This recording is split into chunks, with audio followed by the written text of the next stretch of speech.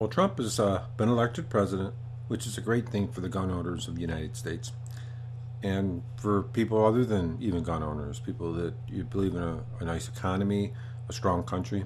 I am glad he is the president of the United States. That means that we don't have to rush out and worry about buying our 5.7s and the ammunition and everything. So it'll be around a while, okay? So we can relax. Also, there's some gun reforms that President Trump is going to sign into law immediately.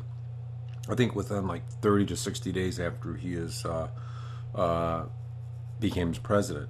The first thing we know about gun-free zones. Gun-free zones suck. Most of your shootings happen in gun-free zones because when a maniac goes in there, he knows nobody has a gun. If there's somebody with a gun, they're going to stop him.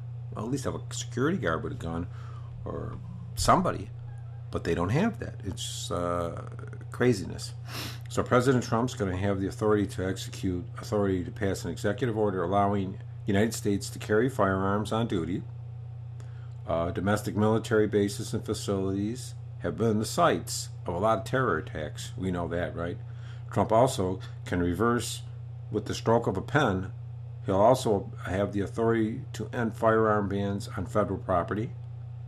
And there's so many laws, regulations, but he should be able to do this as president. Now, he wants to get a national concealed carry reciprocity because there's a lot of push towards establishing a national concealed carry reciprocity in all 50 states. So President Trump's working with Republican-controlled House and Senate. He could get this passed into law within the first 60 days. There's 4 different bills that are considered. Now, another one, legalizing silencer. They want to make a hearing safety device was criminal once. It was the dumbest things that we ever had done under the administration of Franklin D. Roosevelt. So now they're trying to change that. The Hearing Protection Act is already written and its co-sponsors. It should be passed within the first 60 days after President Trump's inauguration, which is a blessing to most people who want to shoot suppressors.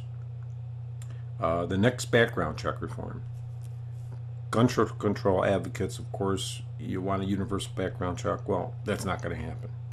What he will do is President Trump will look at it and fix the loopholes in the background check system. And because the mental defectives and stuff like that make it harder for them to buy a gun. Also, another one, allow the importation of collectible historical firearms. President Obama stifled the importation of historically significant firearms provided to the Allies after the Second World War and Korean War through collective executive orders. The Collectible Fires Protection Act will allow redemption of hundreds of thousands of M1s, grenades, carbines, and M1911 pistols.